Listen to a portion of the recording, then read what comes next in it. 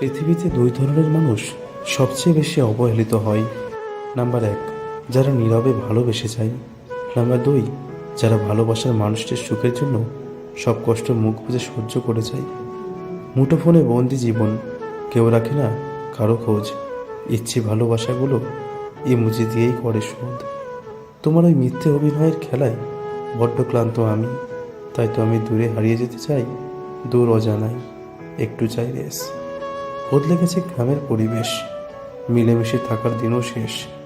মানব শিরায় প্রবাহিত আজ হিংসা আর বিদ্বেষ। চাইলেই সব কিছু মনের মতো পাওয়া যায় না, চাইলেই সব পরিণতি মনের মতো হয় না। ইচ্ছে করে একা ঘরে থাকবো দুজনাই, দুজন মিলে খুশির মুহূর্তে সঙ্গী হবি আয়। তবুও ভাবনারা আজ কেন চোখ খোলে না? একজন মানুষের মধ্যে সব গুণ খুঁজতে নেই, কারণ মানুষটা লাইব্রেরিতে থাকা প্রকাশিত কোনো বই নয় যে একের ভেতর সব থাকবে। চোখের জলটা অনেকটা ফুলের মতো, কখনো নিচে থেকে ঝরে পড়ে, আবার কখনো বা অন্য কেউ এসে ঝরিয়ে দিয়ে চলে যায়। তুমি যদি তোমার অন্তর থেকে প্রতিদিন কাউকে চাও, তাহলে জেনে রেখো সেও তোমাকে ভেবেই রোজ রাতে ঘুমাতে চাই।